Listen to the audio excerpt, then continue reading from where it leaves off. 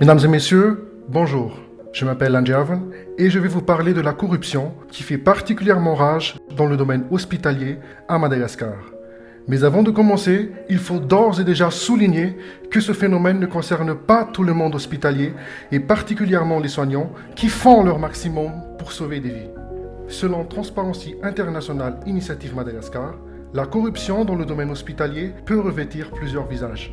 Parmi ceux-là, il y a d'abord les médicaments qui sont détournés, mal prescrits ou surfacturés, ainsi que les erreurs de diagnostic. L'utilisation irrationnelle des médicaments, comme la demande fréquente d'achat non utilisés et que les soignants gardent pour la plupart des cas et revendent par la suite, constitue aussi des faits de corruption.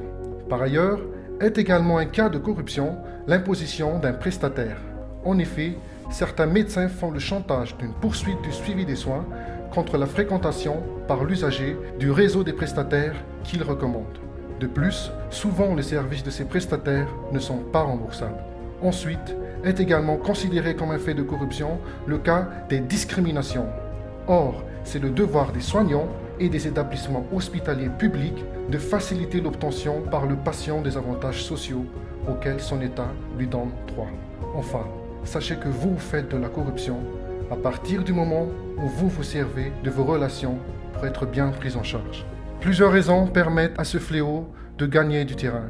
En premier lieu, il y a le sous-financement du secteur de la santé.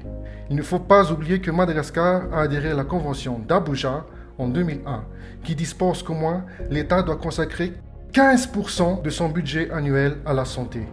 Or, en 2020, seulement 7% du budget des institutions et des ministères concerne la santé. Le pire est que dans le budget de la santé, seul environ 0,2% est alloué aux indemnités. Les étudiants de garde doivent payer eux-mêmes leur nourriture et le personnel soignant se sont dévalorisés alors qu'ils ont au moins fait 7 ans d'études universitaires et risquent leur vie pour soigner les malades atteints de maladies comme le Covid-19. La corruption devient une source de revenus pour certains d'entre eux. En second lieu, il y a le manque de transparence par rapport aux soins et aux tarifs des médicaments. De notre côté, la discrimination est due au manque de disponibilité de certains membres du personnel car le travail est très chargé. Ils sont obligés de ne fournir les soins qu'à ceux qui sont prêts à payer plus, sans oublier la loi qui ne définit pas assez ce qu'est un cas d'urgence. Cela rend difficile la poursuite d'un médecin qui refuse de prendre en charge un malade. Aussi, les victimes n'osent pas porter plainte par peur des représailles et des rancunes des médecins. Alors que faire pour éradiquer ce virus, me diriez-vous? Moi, j'ai ma petite idée. C'est bien que la loi 2016-020 sur la lutte contre la corruption est insérée dans les programmes scolaires un curricula de formation et d'éducation sur la lutte contre la corruption depuis l'enseignement primaire à l'enseignement secondaire. Cependant, il faut la réaliser et la rendre plus effective. L'éducation passe aussi par les freins sociaux anticriminogènes.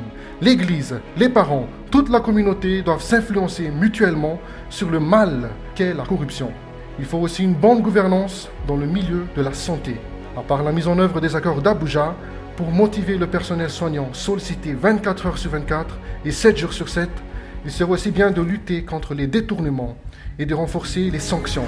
Ainsi, la loi doit rendre les établissements juridiquement responsables des actes de leur personnel reconnus coupables de corruption. Des audits et des inspections doivent être effectués régulièrement par l'État. Ce dernier doit encourager les dénonciations anonymes et faciliter l'accès aux informations.